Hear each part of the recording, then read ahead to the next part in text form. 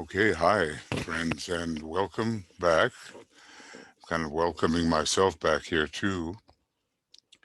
After a few days, today is the 27th. It's a full moon in Pisces day, 27th of February.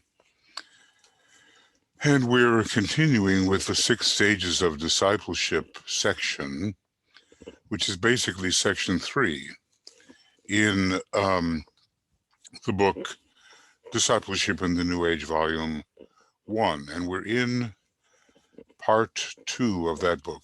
Pretty soon he's going to take up a more detailed approach to the 6 stages and maybe say a little bit about that 7th stage, which we can hardly consider relevant to ourselves because the disciple in that particular case is a master of the wisdom. So we're on page 686. Two questions always arise the moment the stage of discipleship is discussed. The problem of occult obedience, that's one of them, and the nature of vision. So let's see what he has to say about that. Occult obedience is treated also in the treatise on white magic, and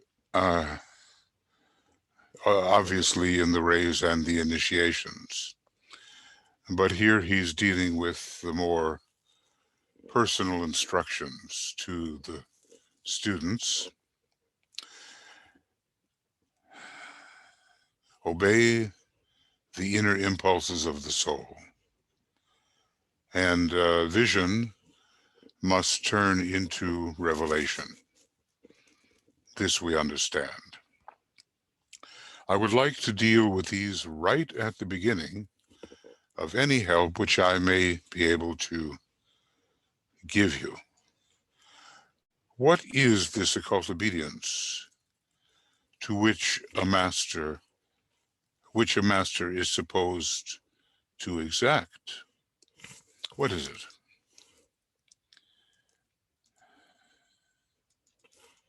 Because it is, I think, so many of us are occultly disobedient, no matter how much we may think we know. This has to do with application.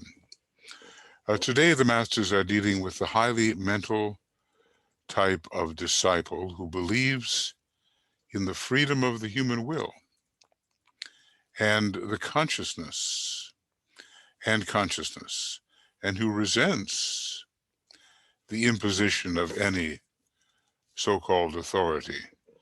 Now, in the normal previous relation of the guru to his students, this was not the case. The disciple longed for that type of guidance that comes from the authority of the master. The intellectual man will not accept any infringement of his freedom. And in this, he is basically right. He objects to having to obey. This is today axiomatic. And, though it is right, it is an obstacle for the reception of some very good, wise advice, wise counsel. Just look at yourself for a moment. All of us.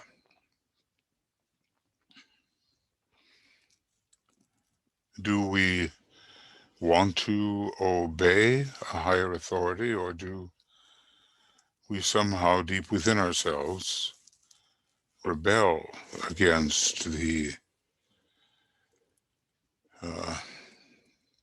method of obedience?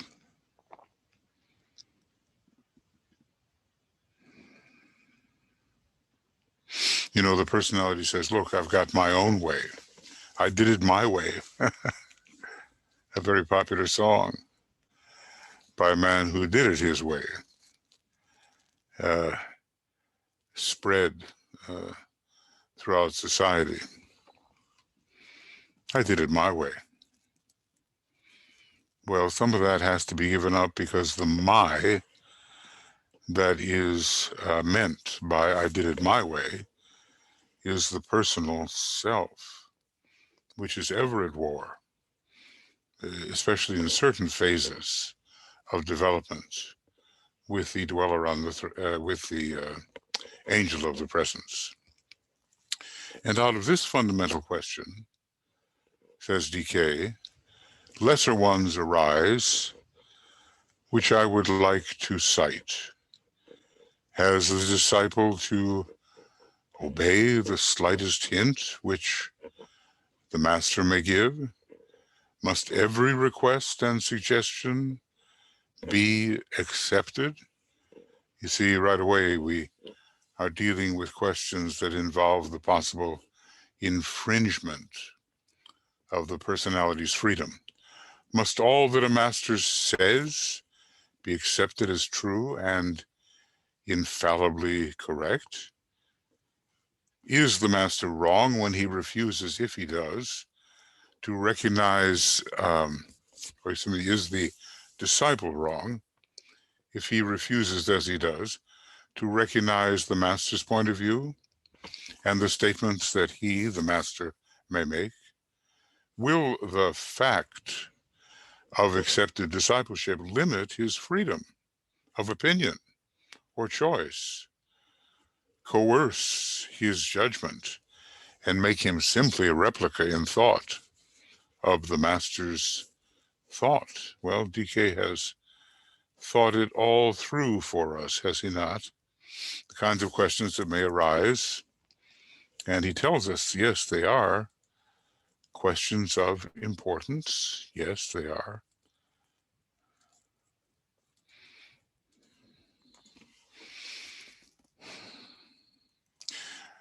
So, you know, we tend to want our own way. If we dig deeply enough, we may find some kind of residual rebellion in the personality that wants its own way.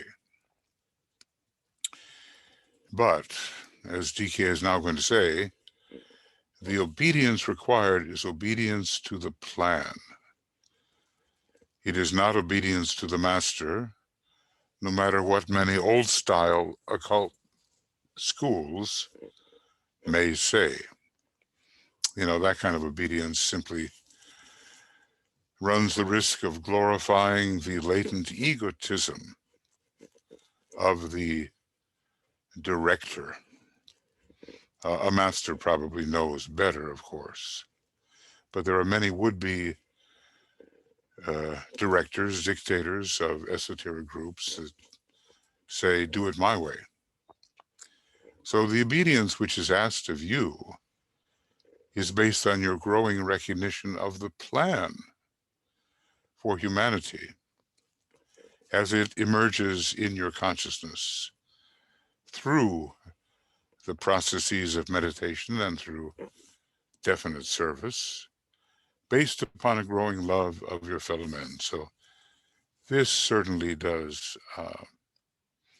clarify what kind of obedience it is that is requested of us. Just pause for a minute and think, what would obedience to the plan mean in our lives, mean in my life, mean in your life?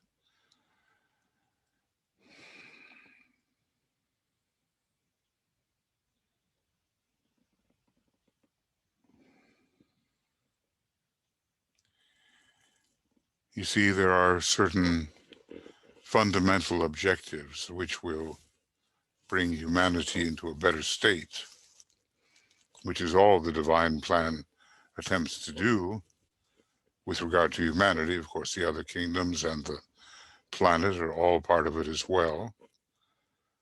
And we must subjugate our energies to the pursuit of those actions which will uplift humanity through light, illumination, through love, and through power and the sacrificial will, which we encounter in that third set of petals, the mental petals. It all involves one of the four directives: inquire the way is first, but then second, obey the inner impulses of the soul, your own soul, if such a misnomer can be offered. The soul knows the plan, or at least enough of it to certainly guide the often selfish personality. So the obedience required is obedience to the plan. And I'm just going to make that, bigger, because it is the watchword for us.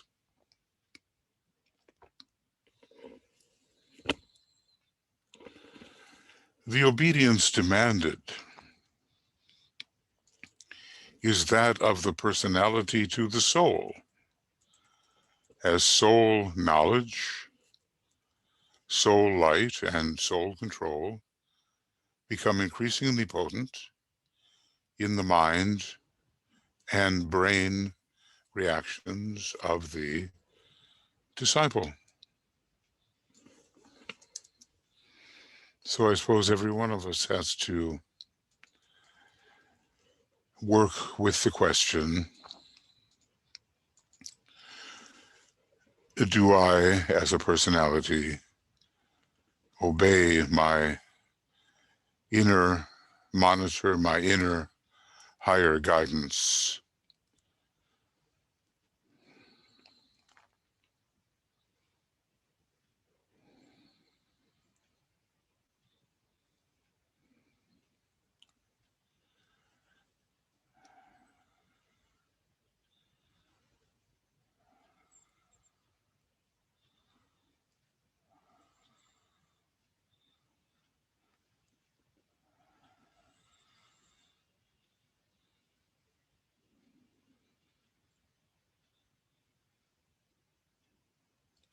Because certainly Mars and the Moon,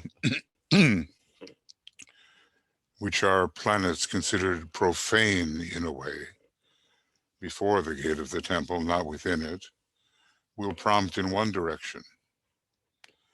And the Venusian Jupiterian soul, really a soul that takes advantage of all the sacred planets, will prompt in quite a different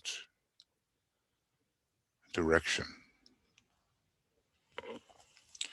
This whole problem, says the Tibetan, this whole problem of occult obedience would not arise at all if the rapport between soul and personality, or between the disciple and the master, was complete and soundly established.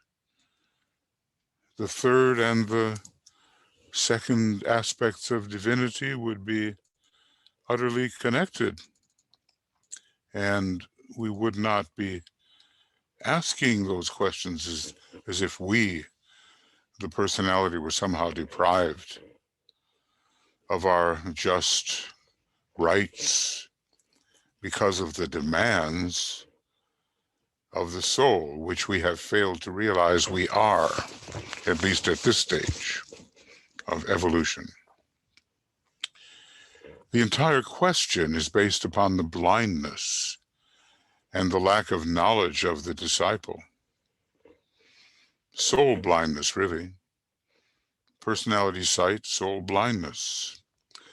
As the rapport becomes more firmly established, no fundamental divergences of opinion can appear, just as is the state within hierarchy. The objectives are the same, some methods may be different,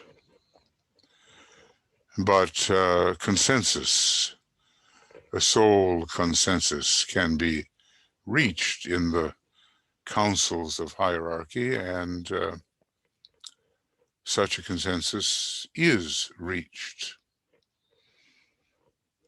So no fundamental, maybe secondary, but no fundamental divergences of opinion can appear. The aim of the soul and the personality blend and fuse. This is what we call soul infusion, and we come up with the soul infused personality, and the soul in incarnation carries the presence of the soul on its own plane into the personality. The objectives before the disciple and the master become identical, and the group life conditions the service rendered by both of them. Well, so if we have those questions where we fear to give up our rights as a personality, we have not yet achieved that fusion. Soul infusion has not been attained. And that tells us, something about where we stand. We're, afraid that something will be taken from us. Some right that we consider our own, some satisfaction that we want will be denied us if we follow this foreign source called the soul and do not realize that we are that soul. So we can understand why integration of the personality with the soul and infusion of the personality by the soul are indispensable if there is to be real, spontaneous, occult obedience. It is therefore the limitations of the disciple which prompt the question, and his fear that too much may be asked of him by the master and his soul. Well, the rich young man went sadly away. I guess later he achieved. But at the moment he went sadly away because the Christ had basically asked too much, at least in the limited opinion of the rich young man. So is this not true, my brother? That we maybe fear that too much may be asked of us if we are to fulfill the will of the soul. Is this not true, my brother? It is the holding on to your personality interpretations, wishes, and ideas which leads you to draw back from the word obedience. Think about that. And what it is we may be holding on to without even acknowledging that we are.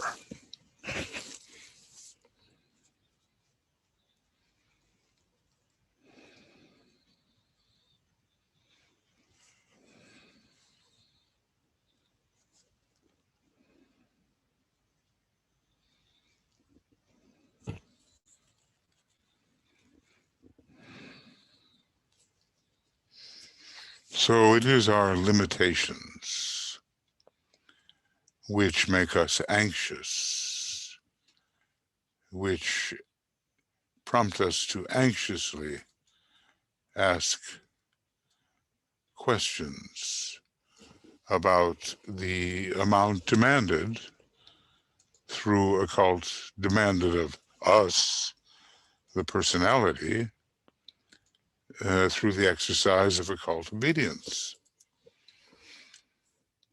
I guess the kind of obedience exacted becomes more and more exacting as we progress on that road that winds uphill all the way.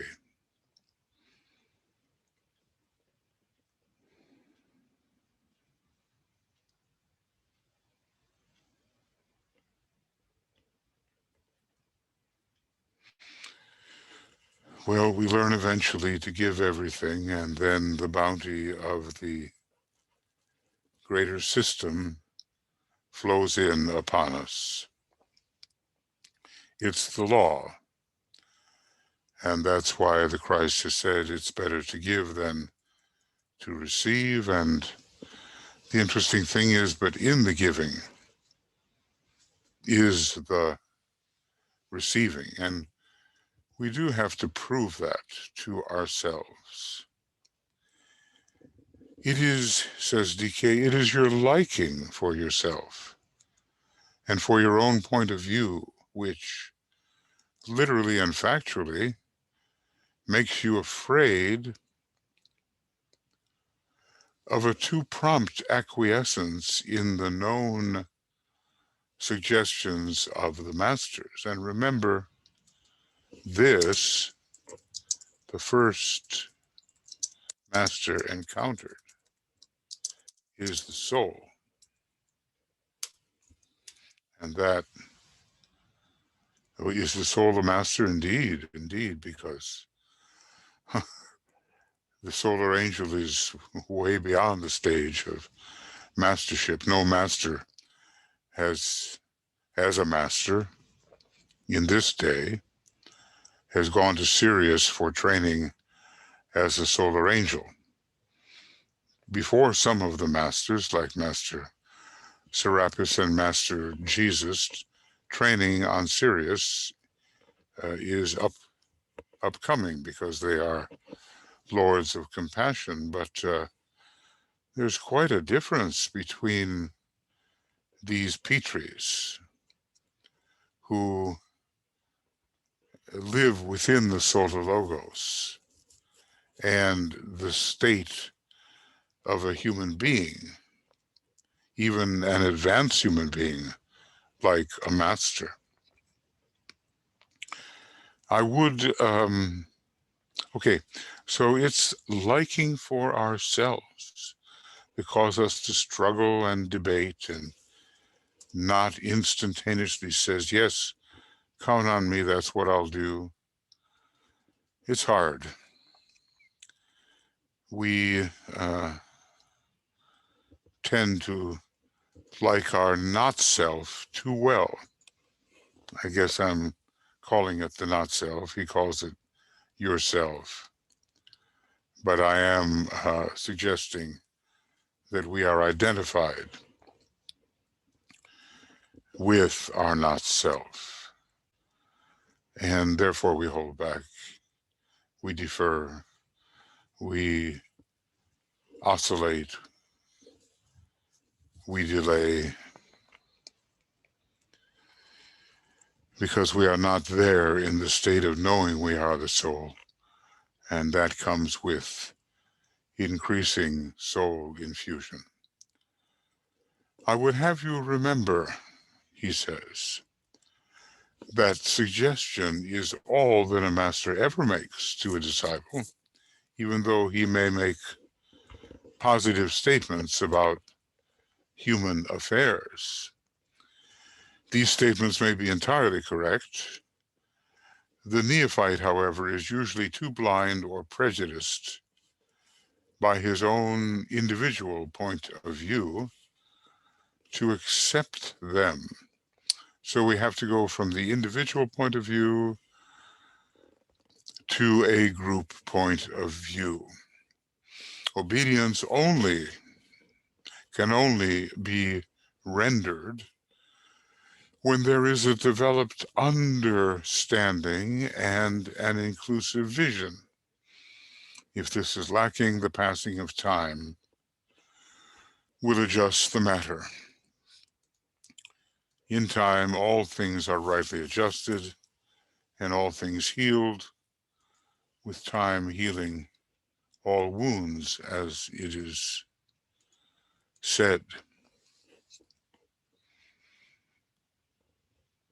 Now, sometimes when you think about a first-rate master, there may be maybe more of a commandingness about the statements. But what DK is saying certainly applies to masters on the second ray. The first ray is, in a way, a coercive ray. Not so the second. I'm remembering that wonderful film called Lincoln, where the Emancipation Proclamation was hanging on the vote of one man who really said he couldn't vote for it. And Lincoln had a discussion with him. I think he was a senator from Kentucky or something of that nature. And Lincoln finally, after a long and fruitless conversation, said, "Well, see what you can do." It was it was an invitation that particular individual could not resist. And when he voted for the Emancipation Proclamation, he was so relieved, he almost was dancing on his desk. So sometimes, you catch more flies with honey than with vinegar. And in the old story about the traveler wearing a coat and the wind and the sun were arguing over who could make the traveler take his coat off first, the wind tried to blow it off. But the traveler only hugged the coat more tightly around him.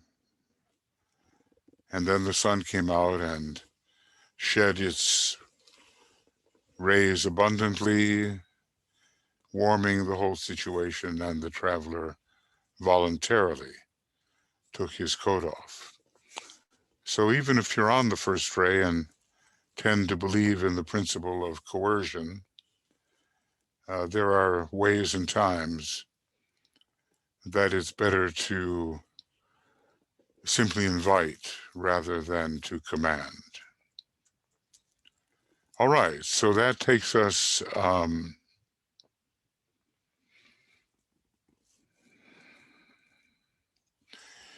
to the idea that obedience will flourish when there is a developed understanding and an inclusive vision. That's such a Jupiterian term, isn't it?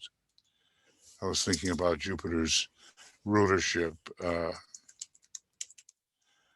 over Pisces and over the first decanate in Pisces.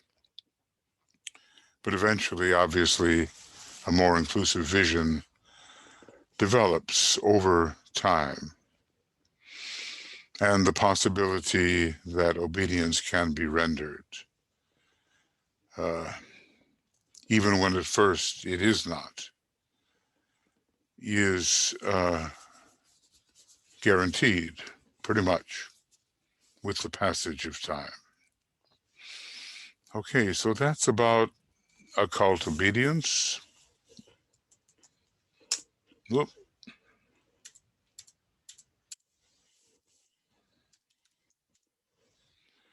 And then what about vision? And the question of vision, its nature, and its extension. There are questions. Of course, DK, having been through discipleship understands what we will encounter as we move through the process through which he has long ago moved. It's difficult to know what his status was when he was working with Pythagoras, but I would say it had to have been at least the second degree. His mastership occurred in 1875, and the photograph of him discovered in the Agni Yoga Society is a photograph in Tibet from 1928. So in this vision, which must exist before the disciple seeks admission into a master's group, well, shall we say that one simply must see ahead, even imaginatively,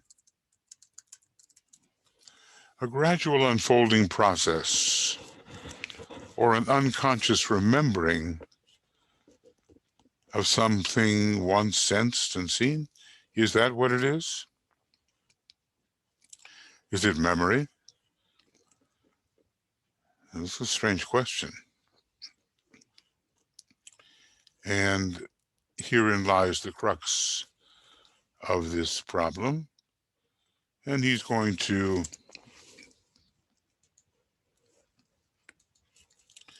explain it to us. Let's see what he says here. But interesting that without the vision, we cannot be admitted. Such as in the new schools too, without the ability along some particular line, there is no admission. Some kind of talent has to be displayed so that there is something to give. So let me explain, he says. Here's the crux. The vision is a symbolic way of experiencing revelation. These two words are related, vision first, revelation as the result. The gradual unfoldment of each of the five senses brought a steady emerging revelation of God's world and a constantly expanding vision. Now we're talking about revelation of that which is pretty much in the garment of God. There are other and higher revelations that vision is to lead to. The development of sight brought a synthetic aptitude to focus the results of all lesser visions brought to the point of revelation by the other four senses. So that's the first revelation, but there is also one that comes after vision.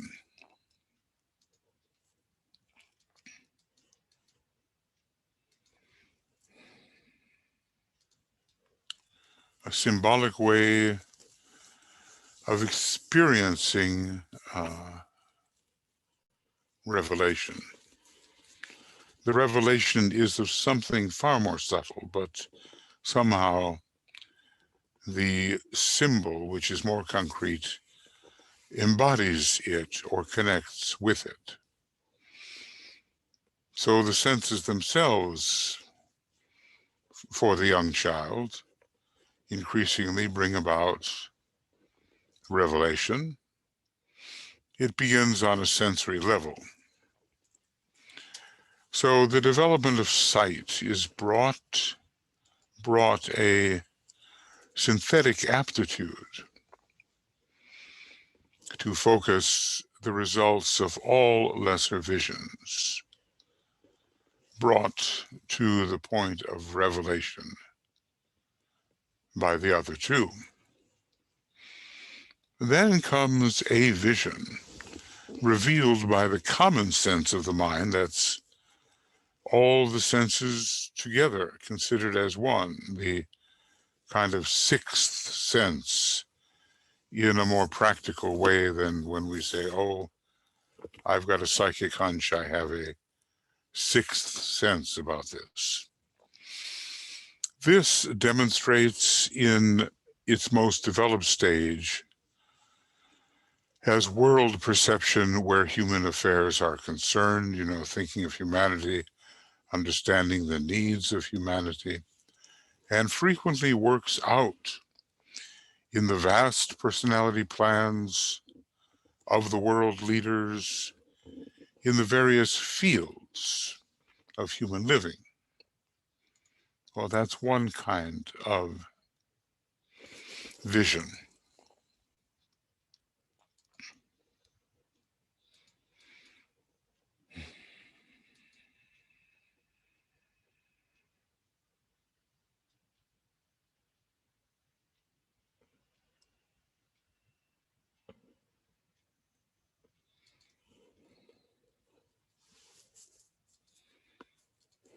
Okay.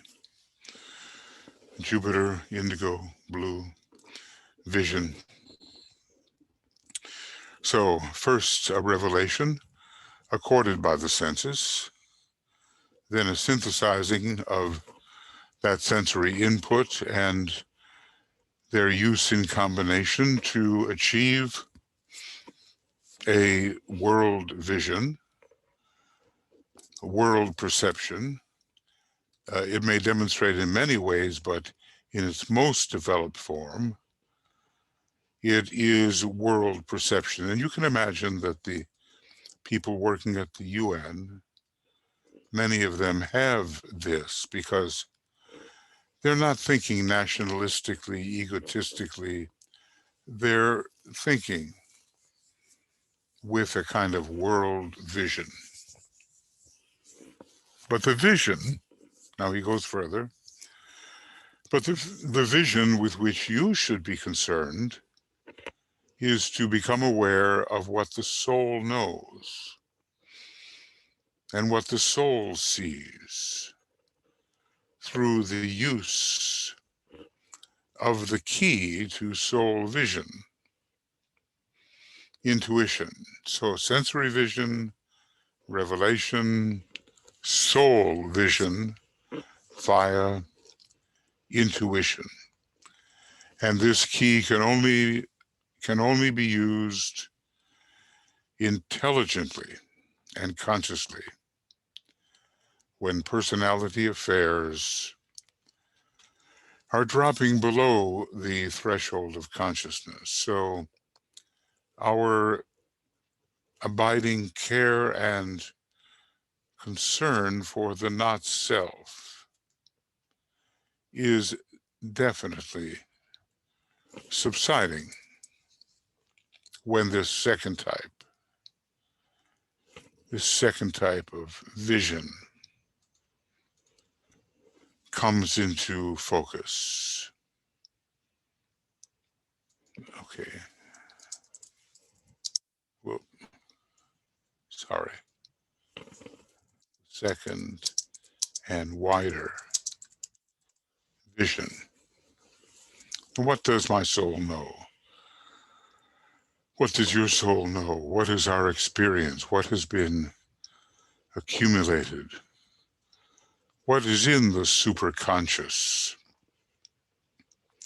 And also, what is in the subconscious that can come to the surface when that subconscious mind is stirred?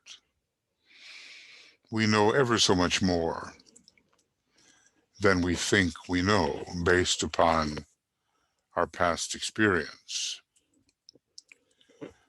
And now a big question, a question that I often ask myself. I would ask you, he says, how much of your present so-called vision is dependent upon what others have seen, like he himself, Master DK, plenty, I would say, and how much you discovered for yourself by climbing arduously and earnestly the mount of vision, and from the eminence which you have arrived at alone, because who can take you? If you sincerely inquire the way and question of yourself. And from that eminence which you have arrived at alone, looking out over the horizon towards the next peak of attainment for humanity. So this is not a selfish, self-engendered vision.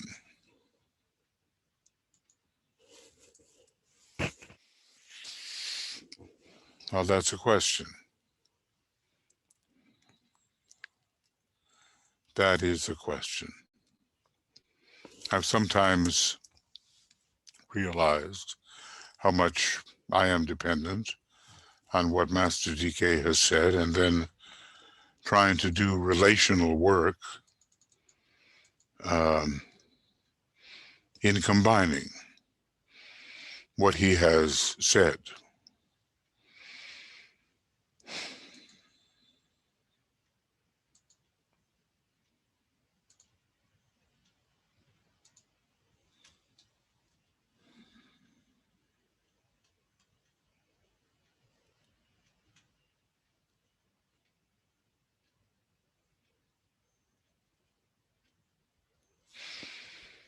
Okay.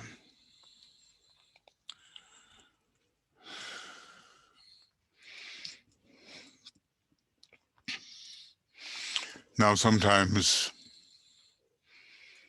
when I think about the work that I have done in the ontology area, the area of discovering the nature of being, I think, okay, well, maybe I have climbed a little bit of that mountain of vision, and with my own language sought to see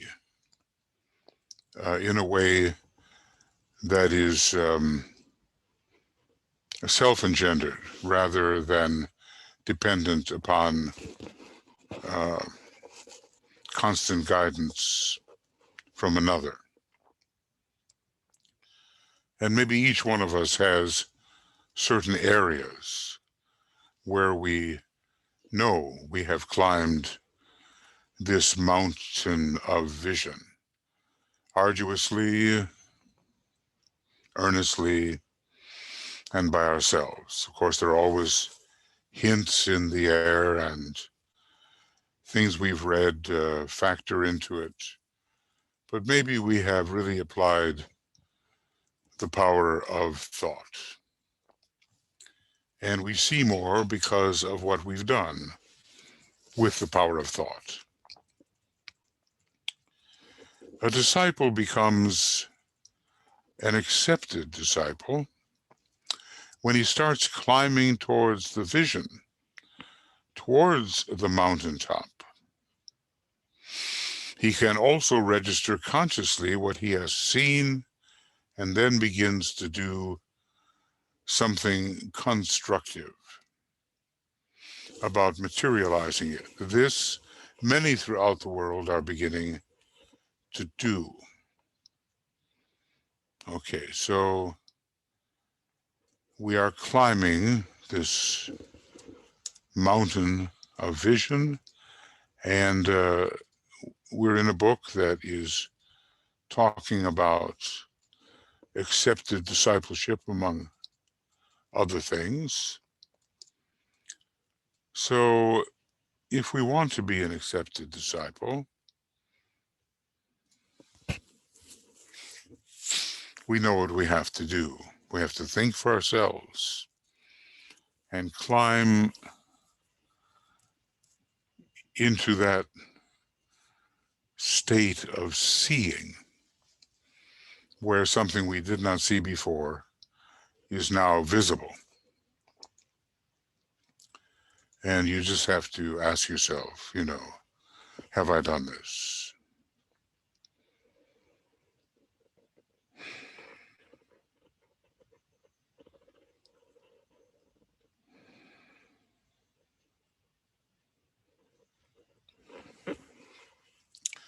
But accepted disciple is one stage, and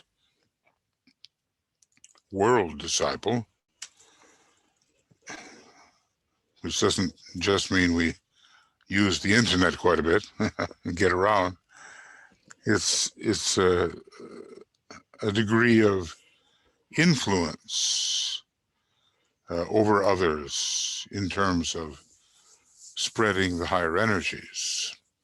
Alice Bailey was a world disciple. Roberto Assagioli was a world disciple. I think Dane Rudyard in the field of astrology was a world disciple, it seems to me. A man becomes a world disciple in the technical sense. So, there are specific requirements to fulfill technically. When the vision is to him an important and determining fact in his consciousness, and one to which all his daily efforts are subordinated, he needs no one to reveal the plan to him. I suppose that area of the plan where he can really function. Obviously, there are aspects of the plan which can only be revealed by a master, and aspects of the plan which masters themselves do not know. But he needs no one to reveal the plan to him. He knows. Well, maybe not many of us are. Not many of us are world disciples. His sense of proportion is adjusted. This is related to humility, an adjusted sense of right proportion. So that is a factor of humility. Is adjusted to the revelation, and his life is dedicated to bringing the vision into factual existence in collaboration with the group. Well, register yourself against this requirement.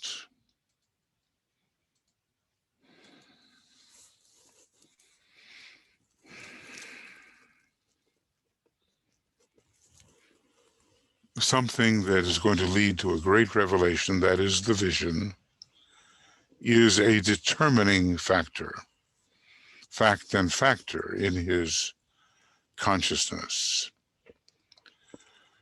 And to this vision, he subordinates all other energies and desires.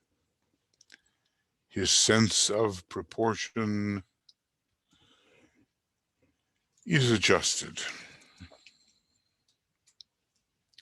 to the revelation, and his life is dedicated to bringing the vision into factual existence.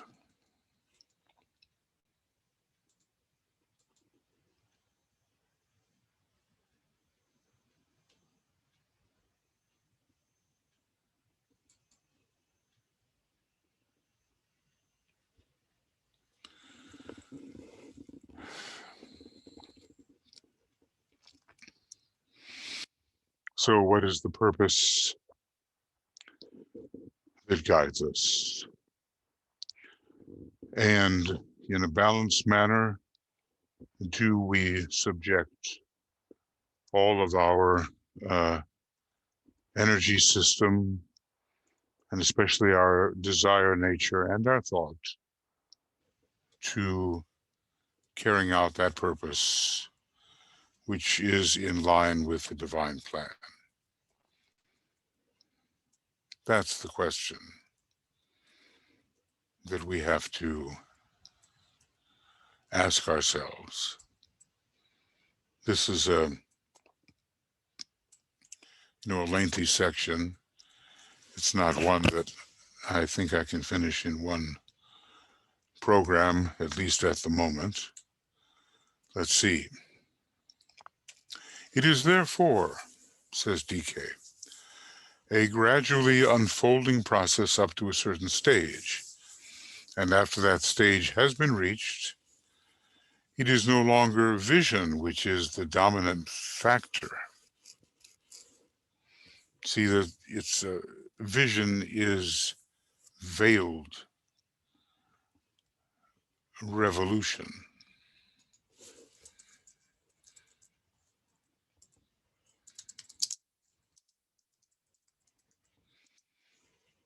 Revelation. If I said revolution, maybe some people also envision a revolution.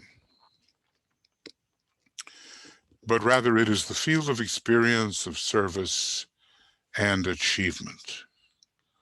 So ponder on this, and someday we will understand. He sets ahead of us the possibility of future comprehension. And one day, he knows that we will grasp it, even if not immediately now.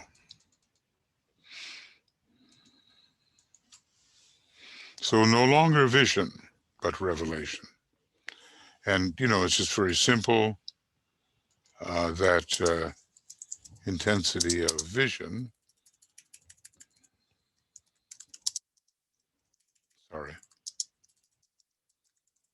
leads to revelation.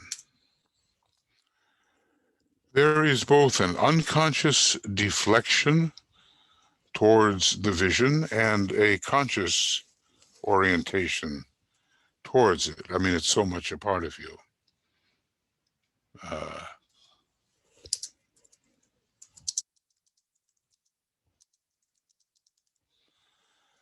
There is one aspect of the vision which, we can pursue it consciously, and other, it just represents our life orientation. The vision has seized us. And whether we know it or not, we continue in the pursuit of what the vision will demonstrate. That is, a higher revelation than in fact we have ever encountered before. There is one aspect of the vision which is oft forgotten by many disciples. That is the necessity inherent in the right appreciation of the vision itself for each who records it to become the bestowers of the vision. Now, can we say that teachers, well, and more than teachers, but let's say teachers are bestowers of the vision? And oftentimes they feel a great compulsion to share that vision, as long as it does not become overbearing and deny to the people shared any kind of latitude of other response. So that's something that DK wants us to hold in mind. to become a bestowers of the vision. And we have in the second method of inducing soul control, esoteric psychology 2, the quality of the hidden vision. And when that hidden vision appears, there is such a inner drive, at least among the teaching types, to share it. Then the moment that takes place, the whole situation changes.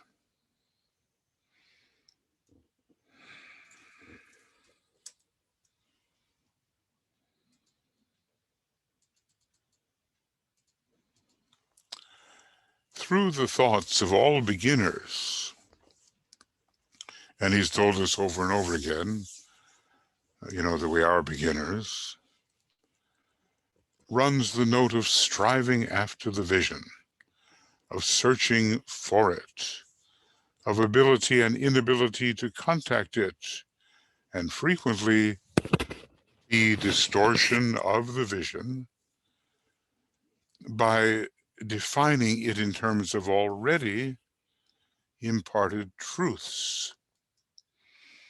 It's the reluctance to put old wine or new wine in old bottles.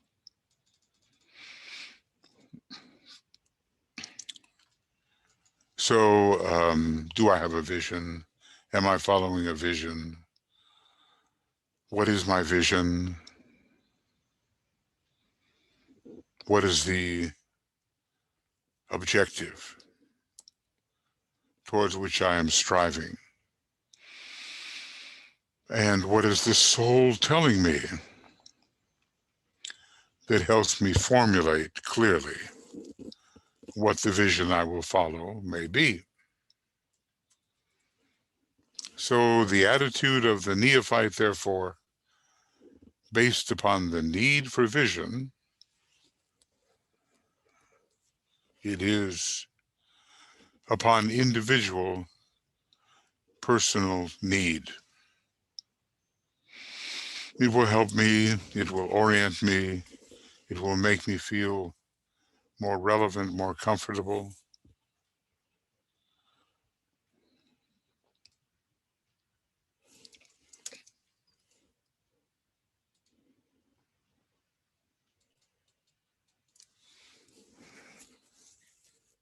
But it's still personal. But upon the path of accepted discipleship, the disciple must get away from this because it is the path of spontaneous, unconscious self-forgetfulness.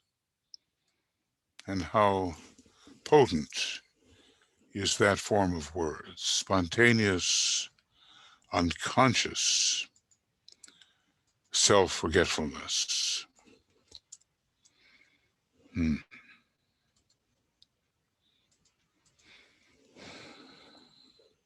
Think about it for a moment.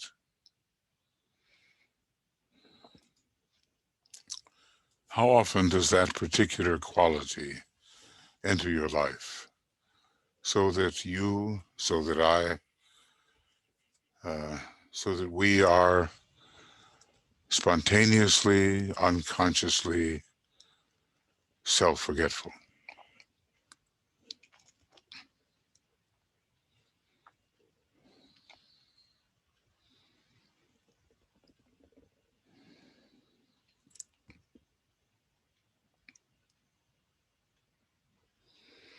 And I dare say you will find obstacles to this spontaneity, as when, in the matter of occult obedience, one is not too ready immediately to acquiesce to the soul in obedience. some thought of self intervenes. The vision, once seen, becomes so important that how you feel about it and your adherence to it seemingly fades out. You're just not worried about yourself, your little self, as you realize the imperative of carrying forth the vision. You become absorbed in the vision, he says, and this absorption takes place upon the physical plane. Both mind and brain are preoccupied with what the soul knows, and that is ever the vision for the personality. This is a potent section, isn't it? This little part here.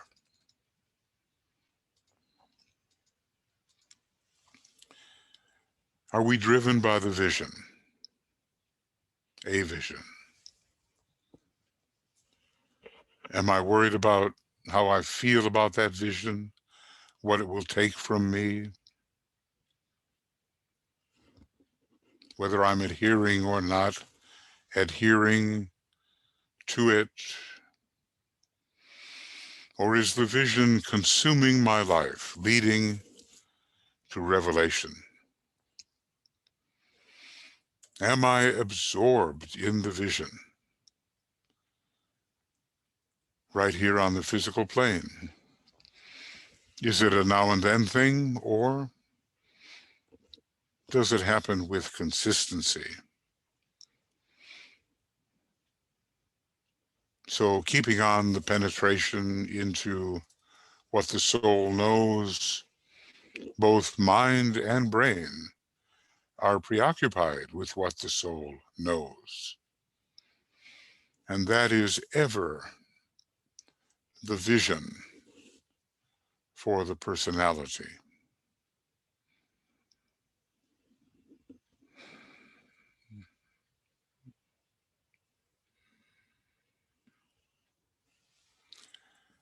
Now,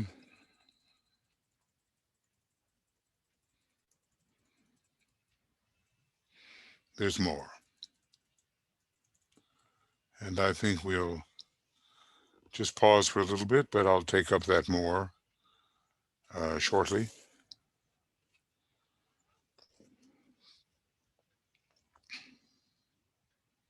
I might as well begin a little. I referred above to the existence of disciples and of world disciples. And here he is calling an accepted disciple simply a disciple.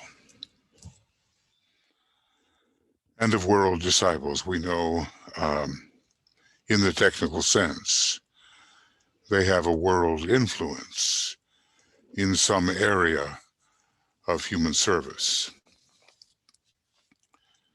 Well, the Dalai Lama is more than that, but he has,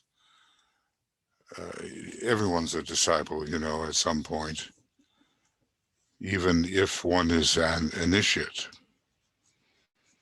And he has a great effect. And I would say, you know, Nelson Mandela had a great effect, even though his concentration was in the field of politics in South Africa. And, you know, we can say, well, were these individuals initiates of some kind? Certainly. And Gandhi did as well, and FDR and Churchill and Lincoln was even more than that. But they had world impact. To realize, you know, in those days when the United States and what was called then North Vietnam were fighting, and to realize that the head of North Vietnam, Ho Chi Minh, was really interested in Lincoln's vision, showed the impact of the great avatar for humanity, Lincoln. A world disciple is a man or woman who has made real progress in the adjustment between the particular and the universal, between the specific and the general. You can see the connection here of the triad with the soul-infused personality, and between his own sphere of environmental conditions and the outer world of needy souls. That's a good definition of a world disciple.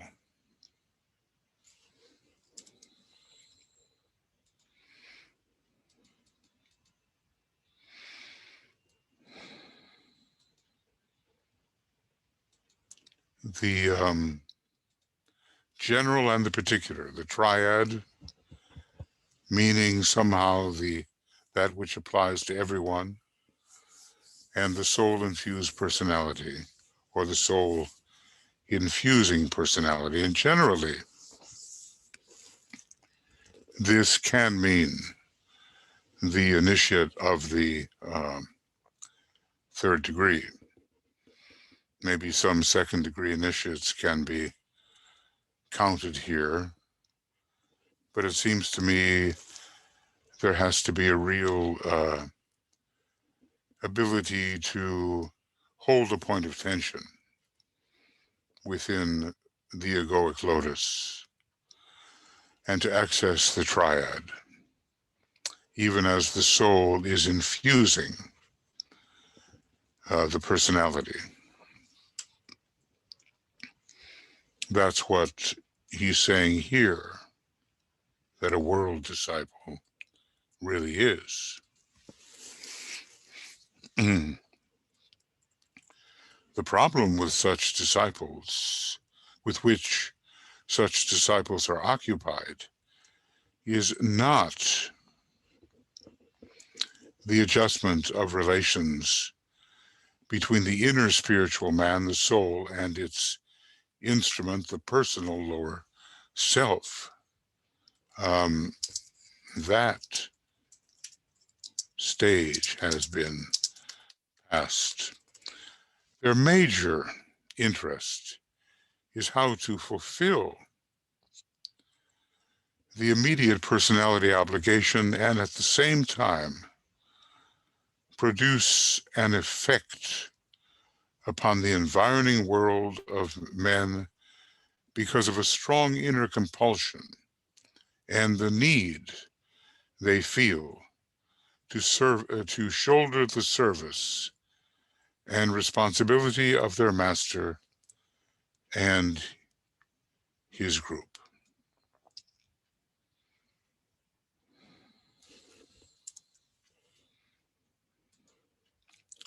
So we do need, because it is legitimate to strive to be of increasing value to the world and thus eventually a world disciple.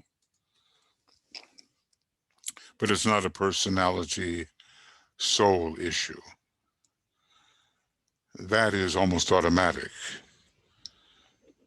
But then how to render through humanity, through one's own personality and into humanity, a kind of upliftment for which one has taken responsibility in whatever or in relation to whatever ashram may be involved, an effect upon the environing world of men. And, let's just say,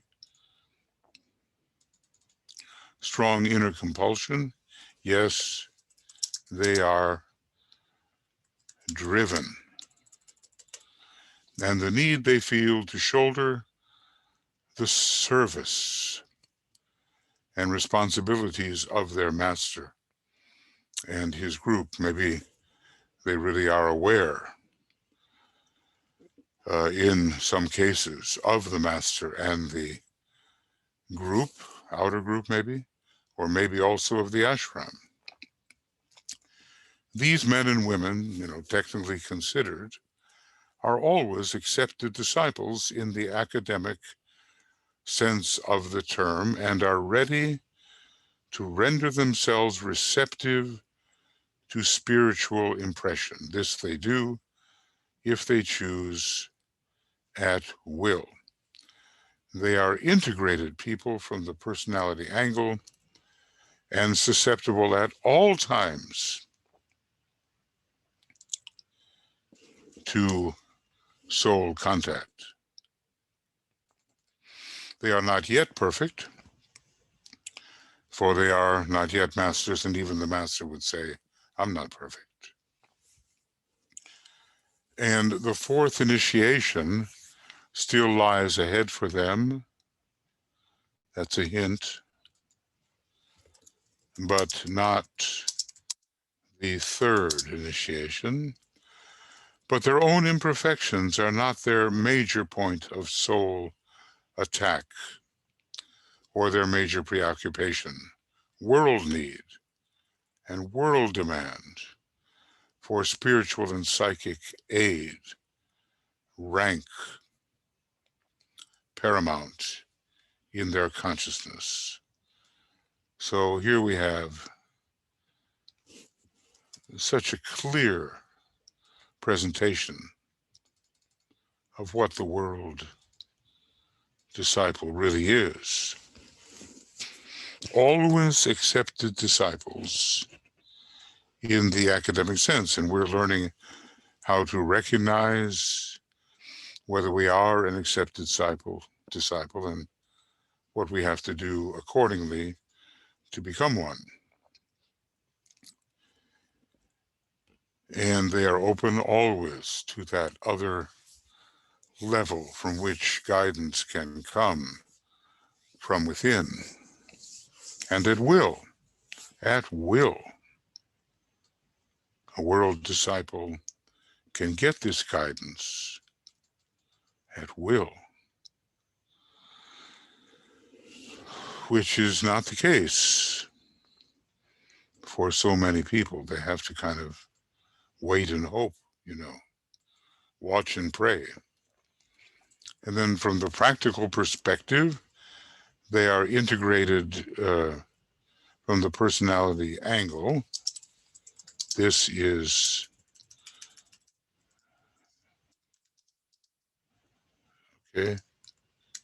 practical and susceptible at all times to soul contact. In other words, there's nothing in them which habitually can turn off soul impression. They are not given, in general, to those things which short circuit or turn off soul impression. They're not masters and they're not fourth degree initiates, world disciples. But not the third initiation, no. That may well have been taken and probably has been taken.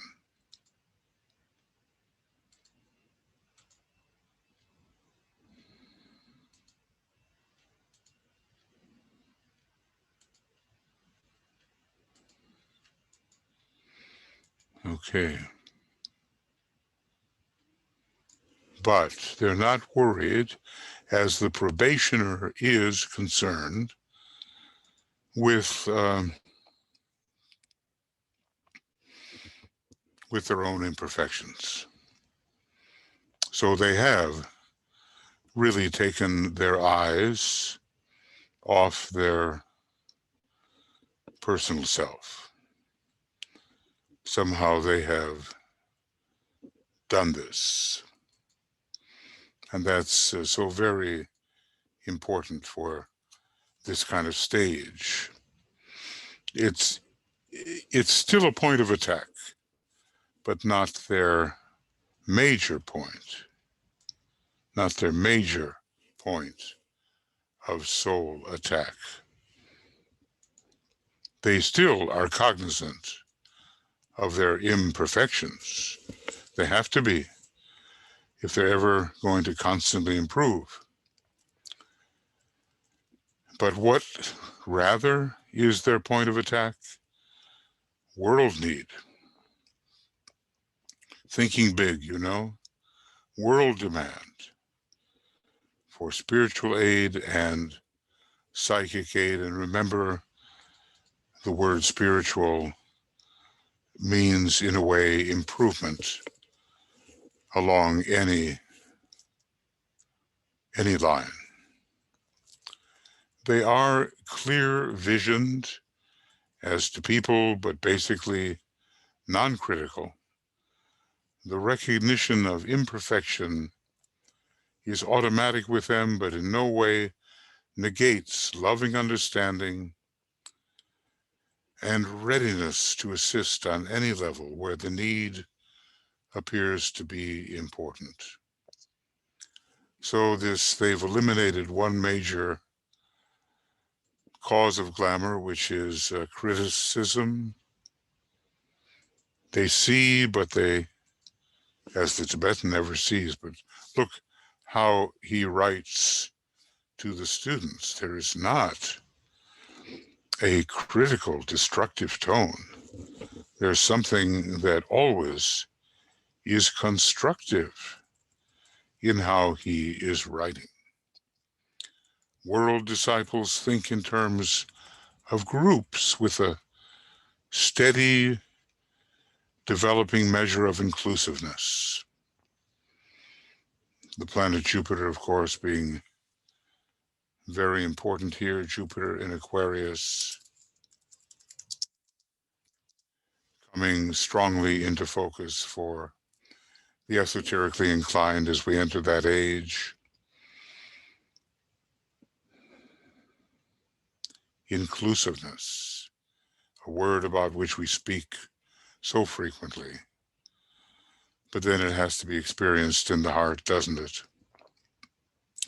Their own group, their own circle of co-workers, and their own fields of service are seen by them in right proportion, humility, because they are not divorced from the environing all.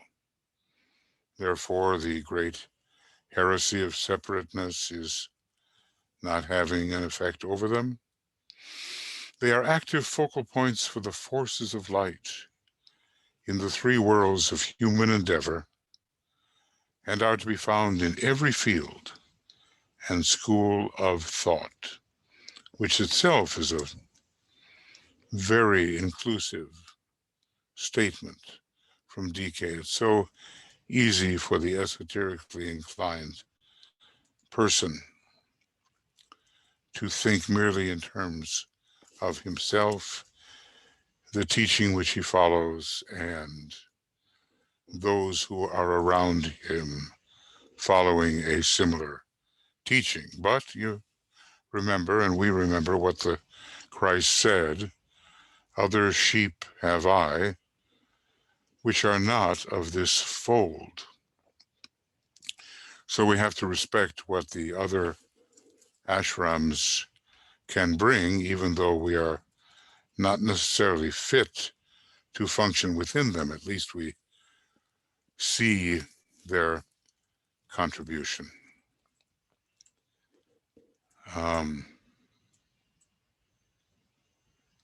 Yeah, I'm going to do my best over time here to get to part 3.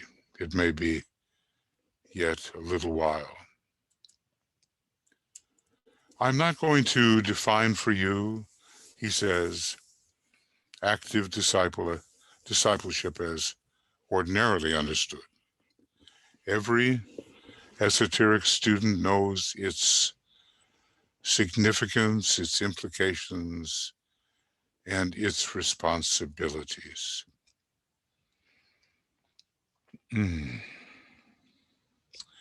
I seek to develop in you that sense of world need, that capable usefulness which will make each of you who read and understand my words a disciple in truth and deed. The primary task of the masters is to develop in their disciples a world sense which will enable them to see the immediate situation against the background of the past, illumined by the light of knowledge of the plan, which always concerns the future, except for those rare spirits who think ever in terms of the whole. And let's note something.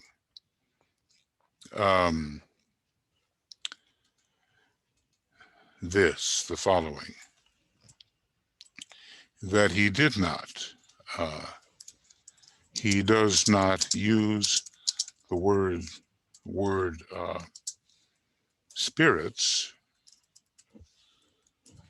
casually. This type of holistic thinking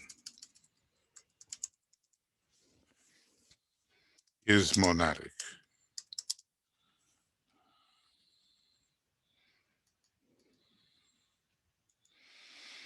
Okay. The blueprints for the immediate plan are in the hands of world disciples. The working out of these plans under the inspiration and help of the world disciples is in the hands of all accepted disciples everywhere. Yes, so the accepted disciples are working these out.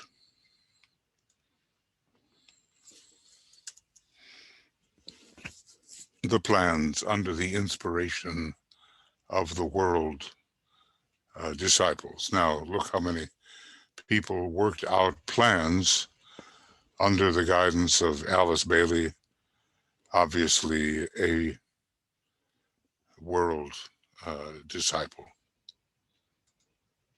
That's a good example. Neither world disciples or accepted disciples are mystical visionaries or vague idealists, but men and women who are intelligently and practically seeking to make the ideal plan a factual experiment and success on earth. Such is the task.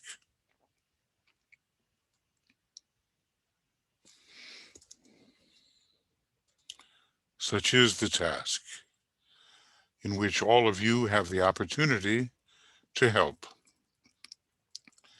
Your ability to become world disciples eventually is dependent upon your capacity to decentralize yourself and forget your personalities. Well, often repeated and difficult to accomplish. This forgetting involves not only your own personalities, but also the personalities of your fellow disciples and co-workers and of all you meet. It also means that in the future, you go forward into a greater measure of service, impelled thereto by the fire of love in your heart, in your hearts, for your fellow men, your fellow human beings.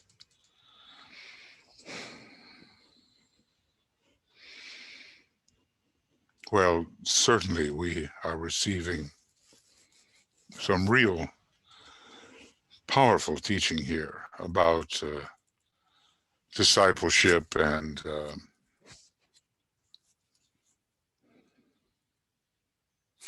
world discipleship.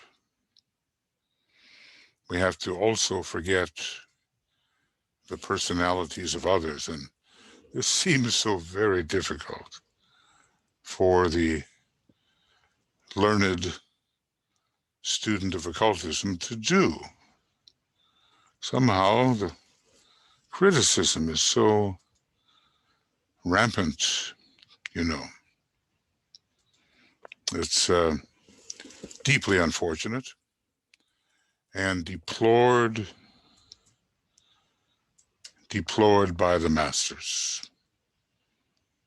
Indeed, deplored. But I may take just a little break here, but I will continue to finish this part 2 as soon as I can. Okay, friends, I'm back after a bit here, and we've been comparing the work of the world disciple, the inspiring factor, to the ordinary accepted disciple. But of course, the accepted disciple still has much work to do, and we, as we strive toward that stage, have much work to do.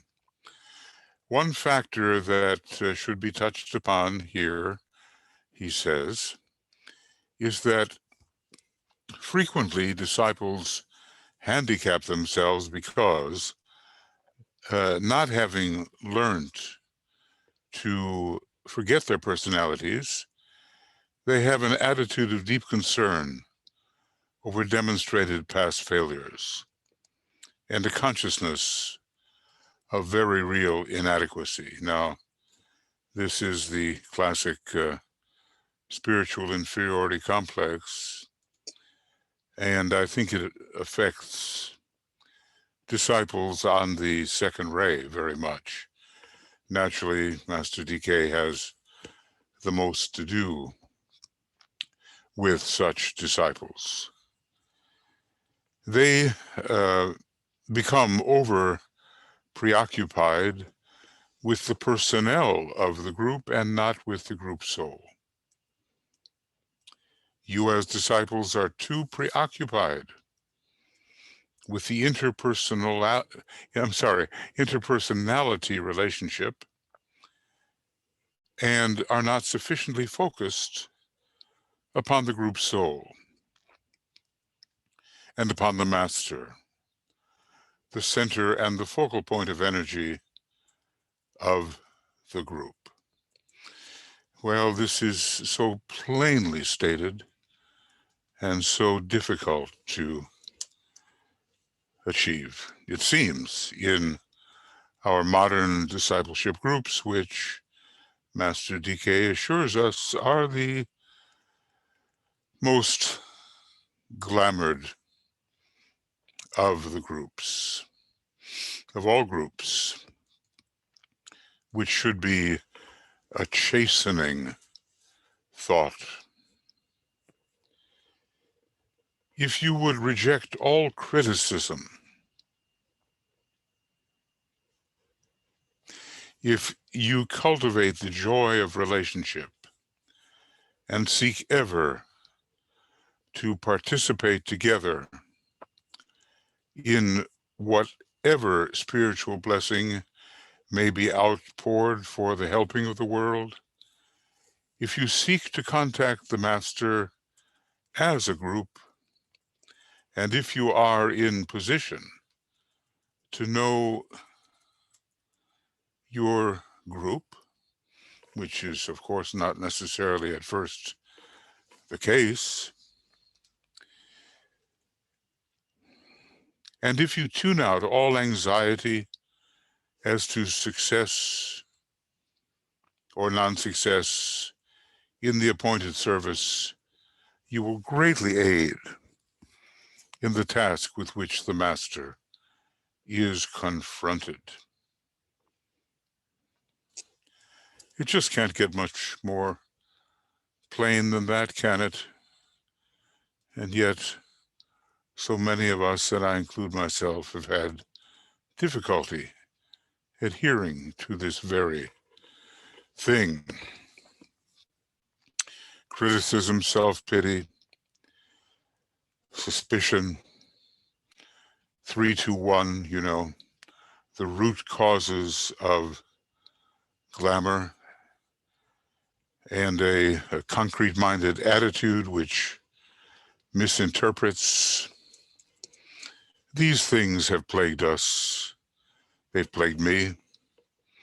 They probably plagued many of us, really.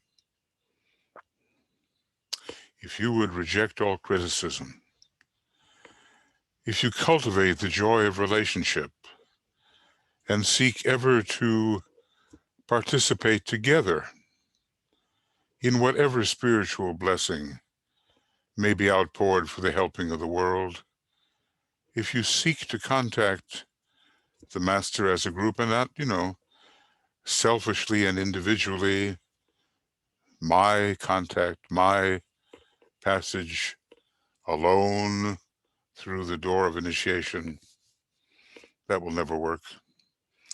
If you are in a position to know your group, which more and more becomes possible, and if you tune out all anxiety as to success or non-success in the appointed service, you would greatly aid in the task with which the master of any group is confronted. And of course, we want to do that. We don't want to burden the master and make it even more difficult for him in this already difficult situation. The needed fusion can always take place among disciples when they meet on the level of the soul, and when the service to be rendered is the dominant factor, and not so much the how of rendering it. For this, each disciple is independently responsible. Such simple things, apparently, upon which we have to ponder. Maybe in DK's groups that needed fusion never took place, and in some of our groups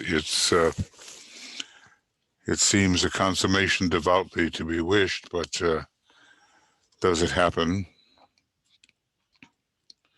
When they meet on the level of the soul. And people think they're doing that, but, they're not. And it shows. And it shows. So we have to learn to do that, and the creative imagination can get involved in it. And certainly the results of our meditation work, I guess we could ask ourselves, as we're dealing with each other, are we meeting on the level of the soul? So often I have to answer no.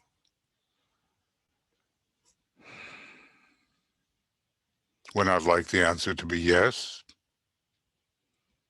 But okay. If we will to improve, we will improve. The master does not train a group of men and women to be good, obedient disciples, carrying out his wishes and working out his purposes. This is the kind of old style attitude where the disciple adopts an almost childish relation to the master. The master's the parent, he is the child. She is the child.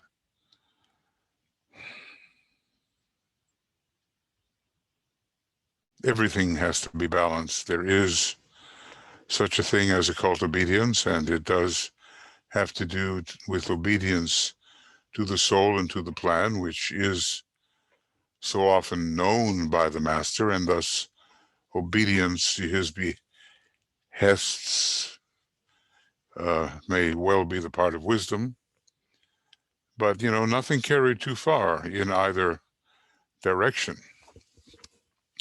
He is training them eventually to take initiation and become masters themselves, and he never loses sight of this objective. That has to be remembered.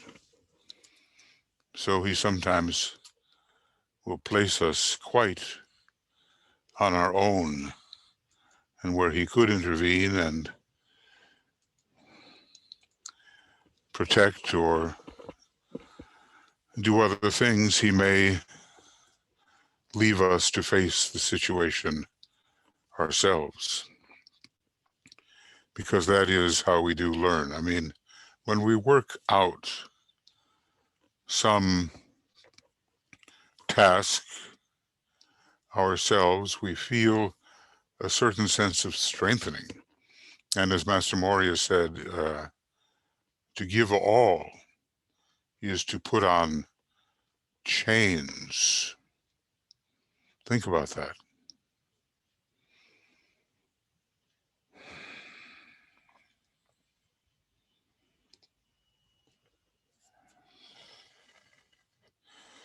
We have to prove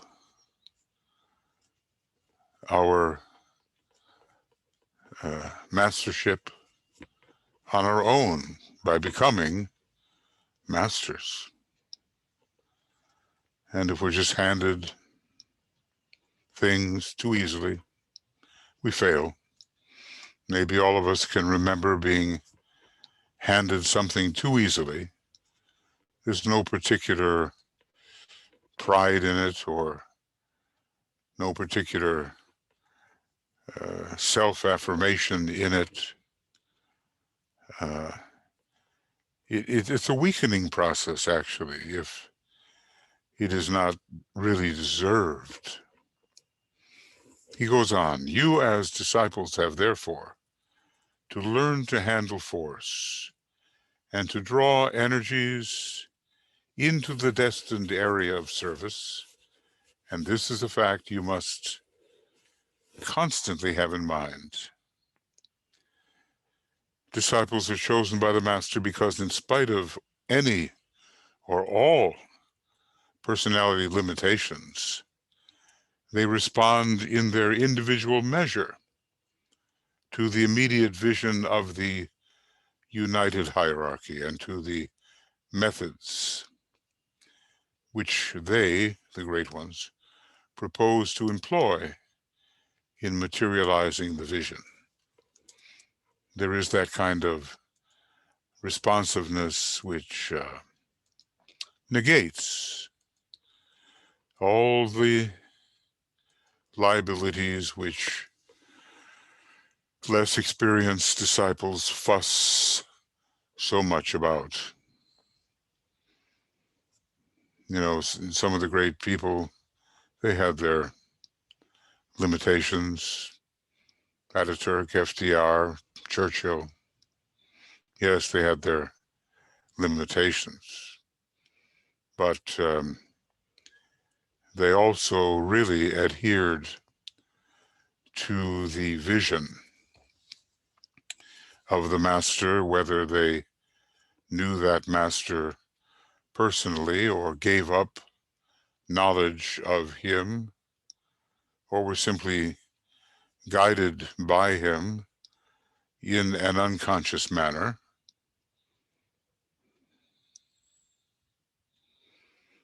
So do we then respond in our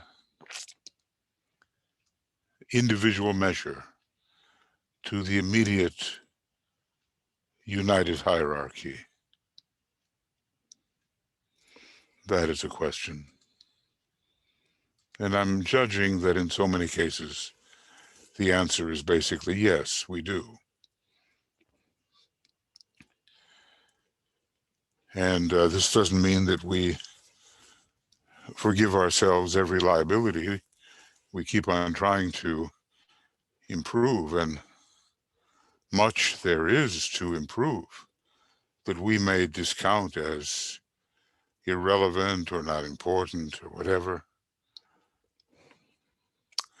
The hierarchical vision, as far as you can understand it, up to a certain point, because not all of that vision is by any means given to us, is the response of the masters to the higher impression to which they are subjected and to which they accord their assent, according to Ray and not according to point of development.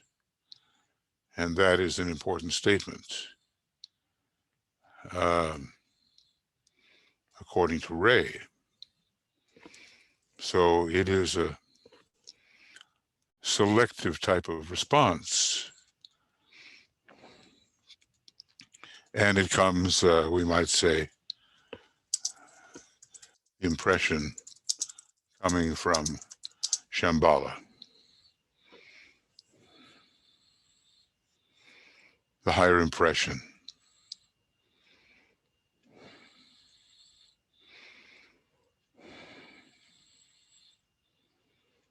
So we respond to higher impression from the hierarchy. They respond to higher impression from Shambhala.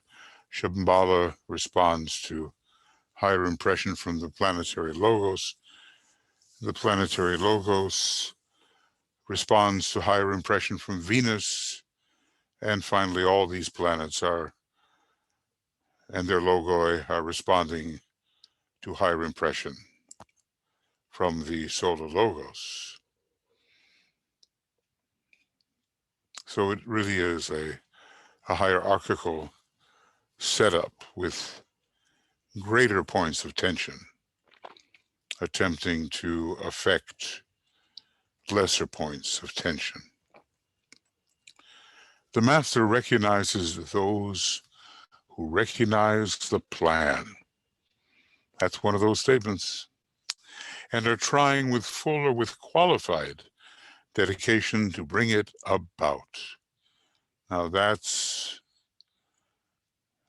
one of those sentences that gets excised so often because it is so important. The master recognizes those who recognize the plan and are trying with full or with qualified dedication to help bring it about. He then stimulates them as a group because they have identity of vision and dedication, not necessarily of the method, okay? That's important.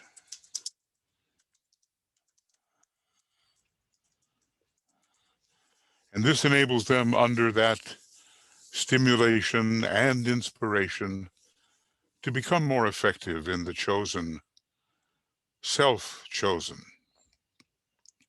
line of service. I would have you therefore ponder upon the following recognitions, and this is going to be another teaching list. They have identity of vision and dedication.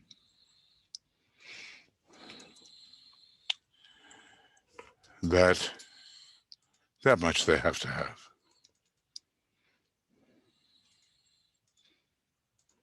And this enables them under that stimulation and inspiration to become more effective in the chosen, self-chosen line of service. And I would Then he says, I'll have you ponder carefully on these following points.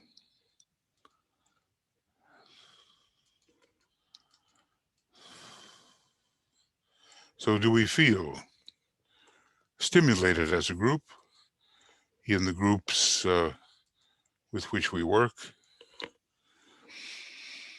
Do we feel that inspiration? So what are these recognitions? There are 5 of them, looks like. The recognition of the vision, the recognition of the plan, for vision and plan are not the same. The vision may lead to a recognition of the plan. The recognition which the master accords to the group of dedicated aspirants when he accepts them as his disciples, as DK did in this group of 24, this reorganized seed group. Your recognition of the master's ideas and goals to future endeavor is, it's not just what we may think needs to be done, but it helps to know really what the master wants done, and your recognition of each other as souls and servers. So again, where are we with this? Are these recognitions somewhat ours? Is there a group vision? I remember when many conferences of the University of the Seven Rays had passed, and it came time to decide, do we go on after 25? Well, we're already in our 33rd or 34th conference. Yes, we had a vision, and all recognized it, that we must go on. Recognition of the plan, what really has to materialize, what really has to manifest. And then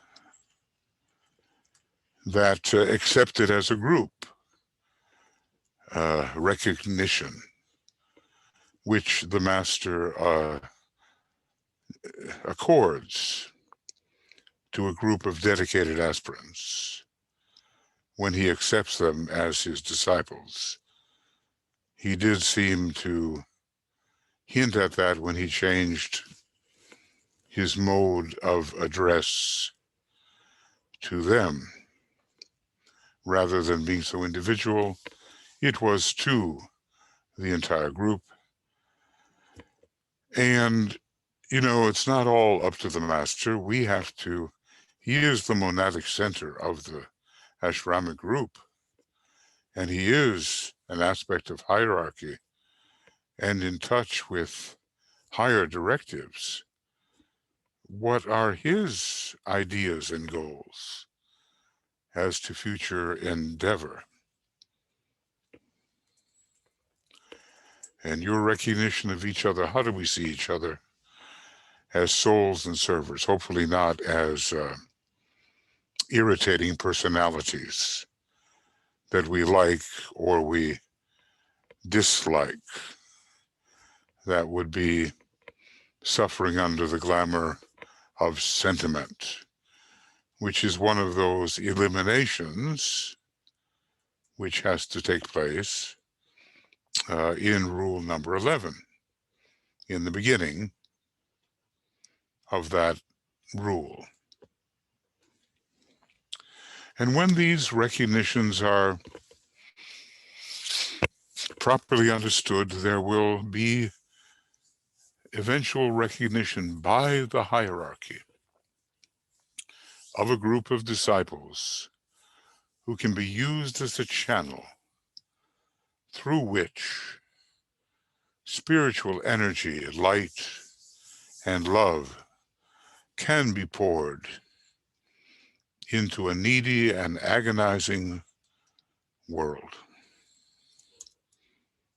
When these recognitions are properly understood, then the hierarchy itself accords the statement accepted as a group.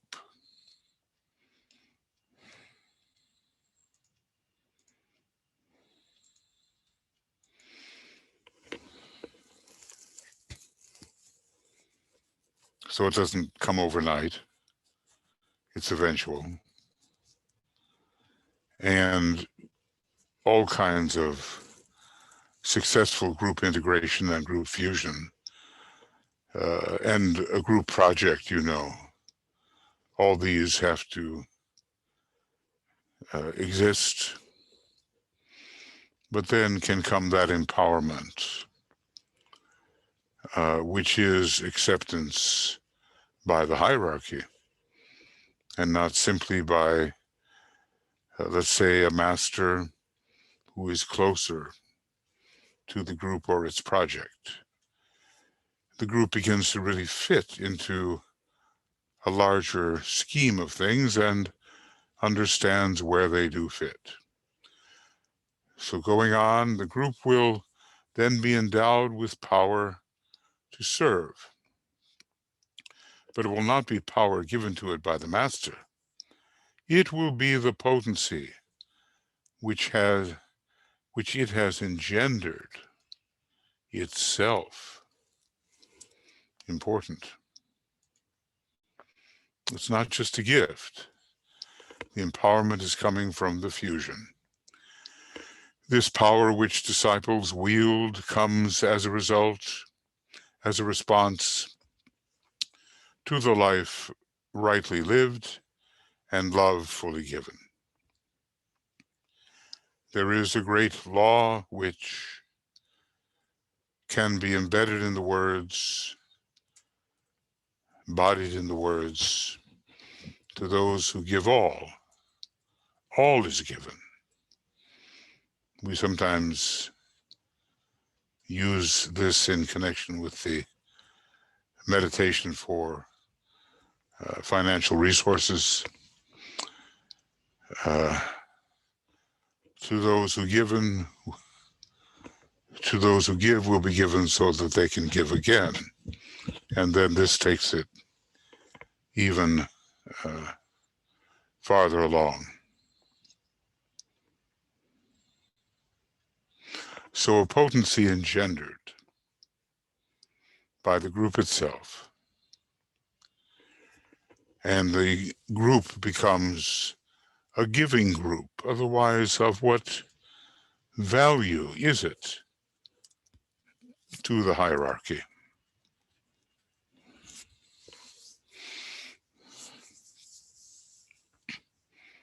So it will be the potency, self-engendered by the group.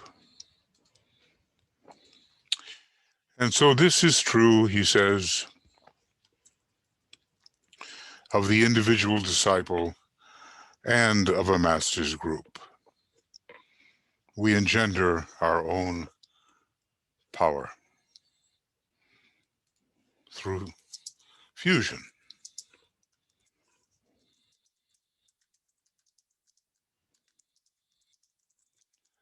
When it comes to a group, the members have to be fused. When it comes to the individual, the various aspects of their nature have to be fused, have to be integrated, and that will always mean an empowerment. Most aspirants to discipleship today, he says, do not know or realize this law. They do not give freely and fully either to the work of the hierarchy or to those who need. And until they do, they limit their effectiveness and shut the door on supply. It's very Jupiterian, which rules the source of supply and also the bounty of giving. They shut the door on supply not only for themselves, but for the group with which they are affiliated in service, and herein lies responsibility. So he's giving us hints and sometimes direct statements about the source of supply.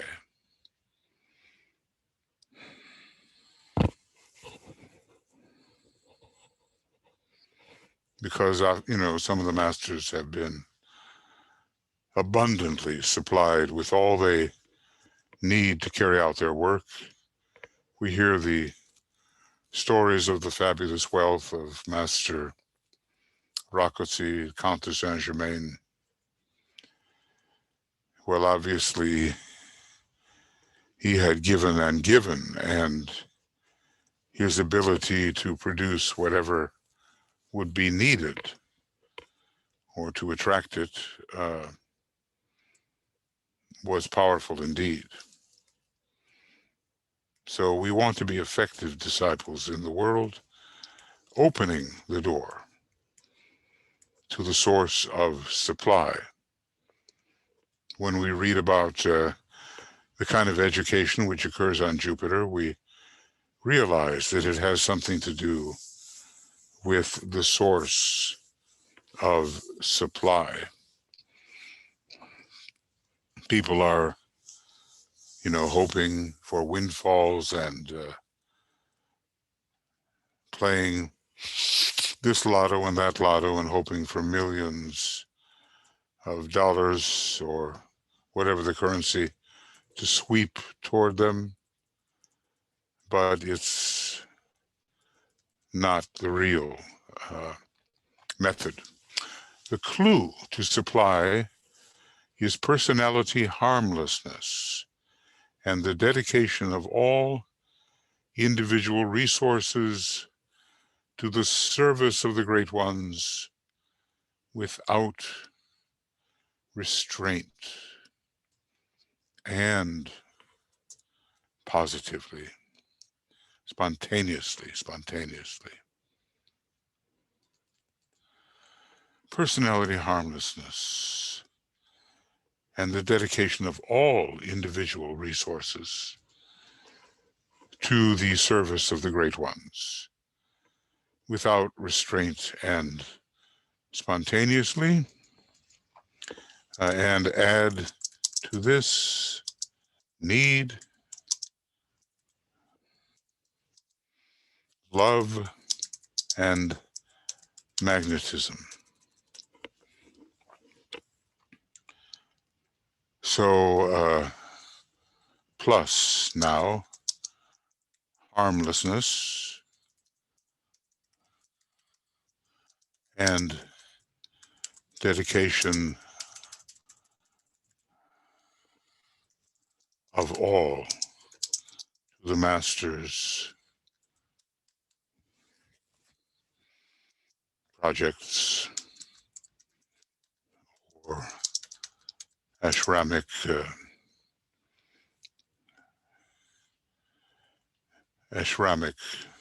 expressions. When you, as a disciple, try to live harmlessly, not my day, I'm afraid, in thought and word and deed, and when nothing is held back materially, emotionally, or from the angle of time, emotionally, I'm just doing it, but I'm detached from it, I'm not really into it, I'm just doing it. But then there is another way. When physical strength is so given, and the gift of all resources is accompanied with happiness, then the disciple will have all that is needed to carry on his work, and the same is true of all working groups of servers. Such is the law. Perfection is not yet possible, it is needless to say, but greater effort on your part to give and serve is possible. Now, he's speaking from the position of one who, having passed the great renunciation, has given all, held nothing back.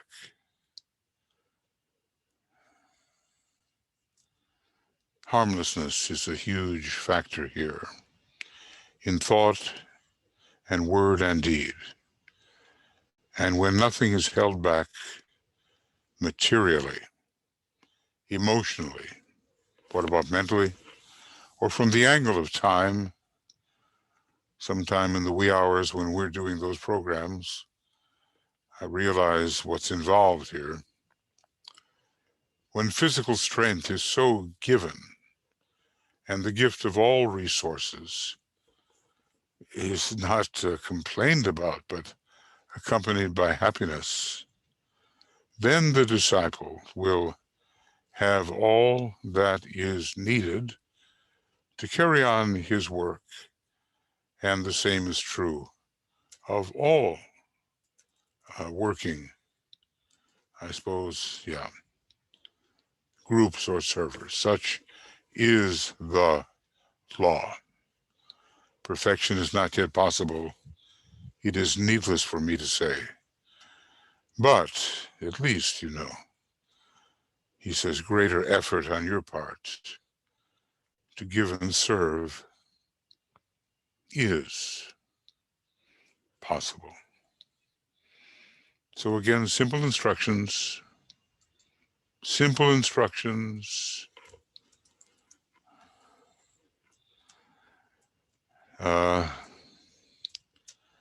and then to be carried out.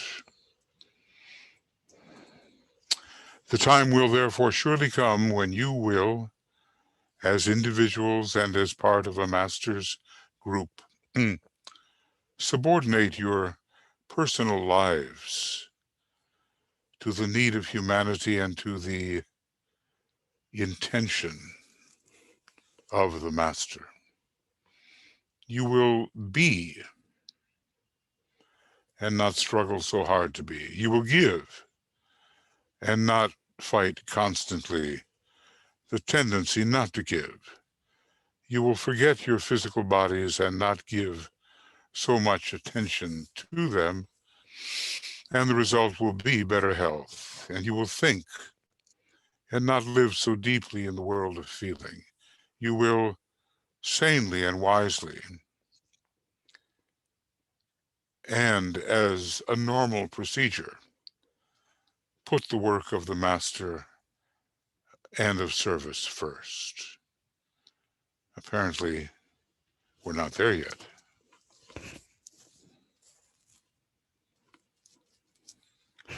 But this time will come. And there's the difference between, let's say, the will to love and love. So here is a gap. In each one of these examples, there is a disintegration, but that will not abide forever.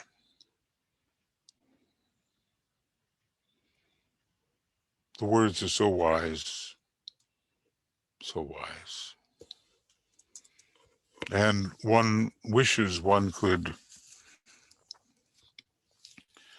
carry them out with fullness of heart and with great love and happiness and self-forgetfulness and total investment of the self. One wishes for that. And then how do we cross that bridge from wish to accomplished fact? Okay. So it's a fusion, isn't it? It's a fusion that we're looking for here. And two, in each case, two become one. What is that work, he says? The work of the Master, of which Moria says, it is a joy to do the Master's work. To provide working, intelligent, and consecrated group of servers, a working, intelligent, and consecrated group of servers through whom hierarchical plans can be carried forward, and to demonstrate on the physical plane a focal point of energy. This can then be employed by the hierarchy to help humanity everywhere. Now, in the planetary centers, the 5 of them, such groups surrounding the masters will appear. And this is so particularly, he says, in this time of crisis, probably written in the 30s and some things in the 40s. Long time ago, but still necessary. The plans of the hierarchy, as they embody the will of Shambhala, can be and are carried out. The process, however, is either a conscious one or an unconscious mass response to impression. Among the disciples of the world, the response and subsequent activity is a conscious one and leads to intelligent undertakings. I mean, things will eventually go in the right direction, but it's better to know what one is doing and why one is doing it. It makes for much greater efficiency, much more effective service. What is that work? The Master's work, which it is a joy to do. So through such a center, or through several of them, the hierarchy can focus and ground and establish spiritual energy. This can then be employed by the hierarchy to help humanity everywhere. So they need the bridge. Now, soon they will be walking among us, but they will still need the bridge because their state is very high and beyond the comprehension of many. So they will need an interface made of their disciples who can more easily reach the people who can be reached. The task of the Master is to evoke from his disciples such a depth of consecrated love and such a realization of today's opportunity that the personality aspects of their lives will fade out in their consciousness, and their main preoccupation, not my day, and their main preoccupation will be, what must be my service at this time?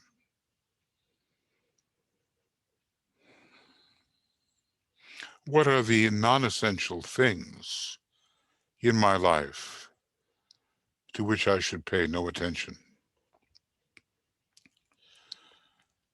What is the task to be done? Who are the people I can help? Which aspects of the Master's work should I endeavor to give the most help at this time?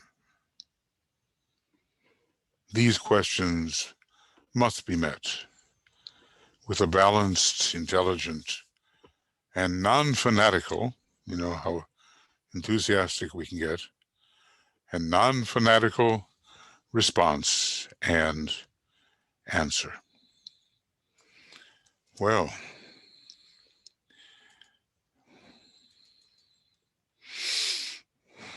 the questions are clear and simple.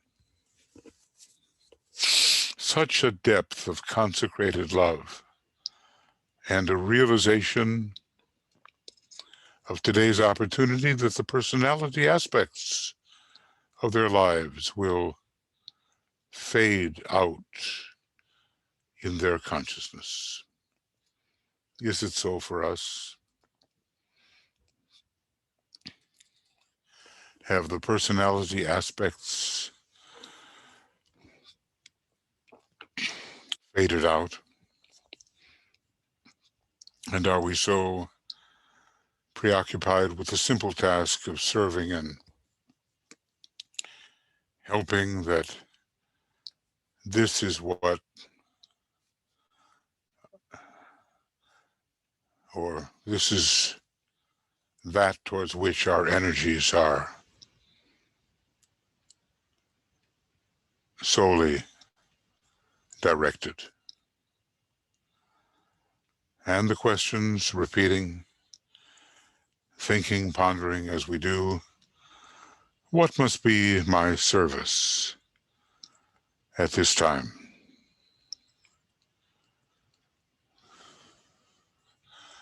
What are the non-essential things in my life to which I should pay no attention?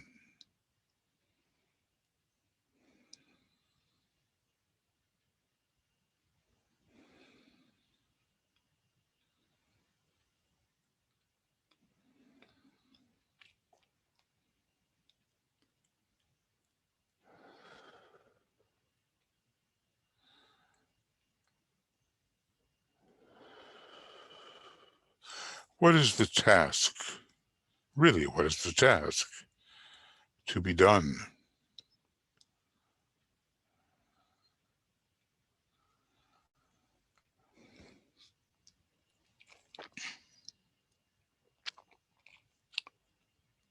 Who are the people I actually can help? It's not all people necessarily.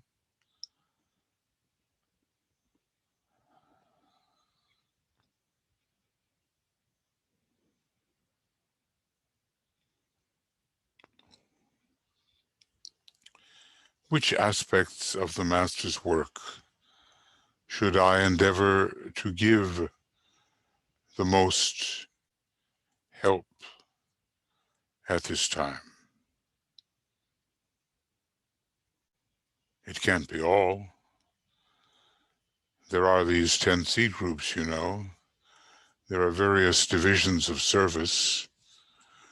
We can't run all over the planet and think we can contribute significantly to every possible form of service.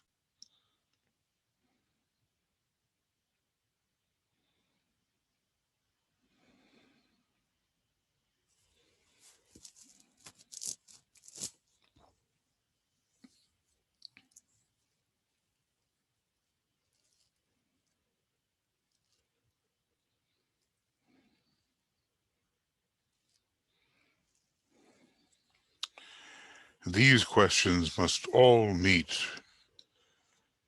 with a balance, you know, Saturn well considered, Libra, intelligent, Mercury, Venus applied, and non-fanatical, the subduing of Mars, and non-fanatical response. I'm remembering when I first heard about the reappearance of the Christ, having been raised in a tradition in which nothing of the kind was ever even an object of discussion or a subject of discussion. I think I had a fanatical response. I think I ran with it. It even affected my kind of breathing, my aspirational mode. Now, eventually one realizes that that kind of response doesn't really get you anywhere. So a non-fanatical response and answer.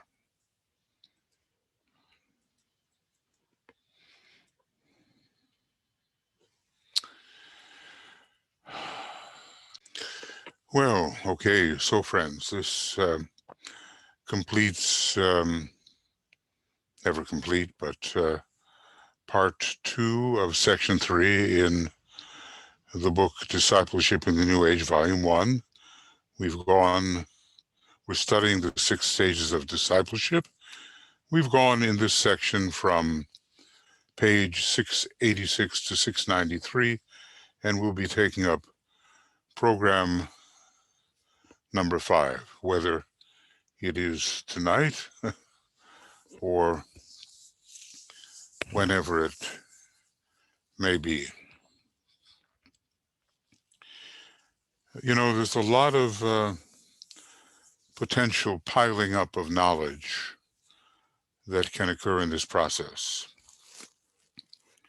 Obviously, we don't want that piling up to be the end of it all. We don't want to carry that library on our back, as Master Moria tells us. Sometimes it does feel like we're putting the load of a camel on a donkey, as he says. We're the donkey, and the masters are the camel. But he's talking straightly to us about what is required. The rules seem to be so many. The requirements seem to be so many. But I guess we can boil it all down, you know. We have to live in light, live in love, live in a spirit of sacrificial will to good.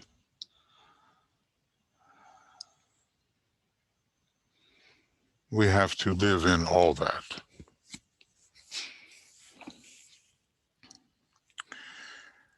And then there will be progress, not just for ourselves, but for our groups and for everyone that we touch and that our groups may touch, and we will be functioning according to the law of group progress, the law of elevation. We will be, in our own little way, uplifting humanity.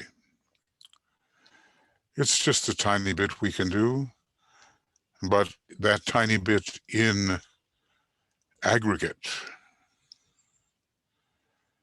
can really be significant. Tuya always tells me the story of the forest fire and the little bird, you know,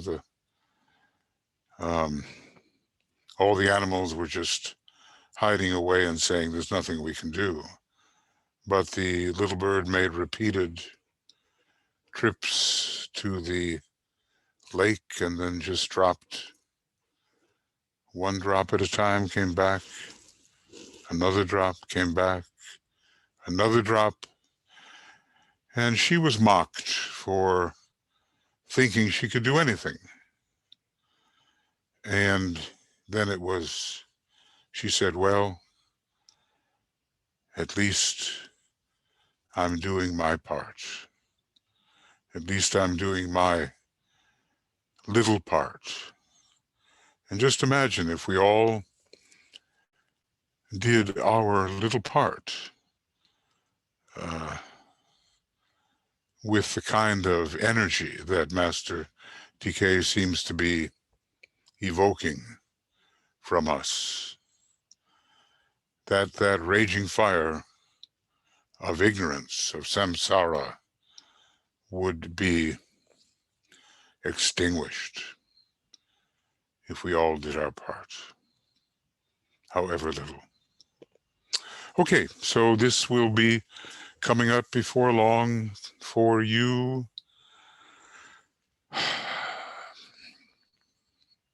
On Makara, and also it will be found, although it's not quite so easy to find things on YouTube, it will be found in the playlists on our Moria Federation Esoteric Education playlist or collection of programs and playlists. So lots of love to everybody and many blessings, and let's just absorb. Absorb like mad. I sometimes joke that the pill that second-rate types seem to be taking could be called absorbitol. And we have to express wisely what we absorb. Okay, we'll see you soon. Bye-bye for now.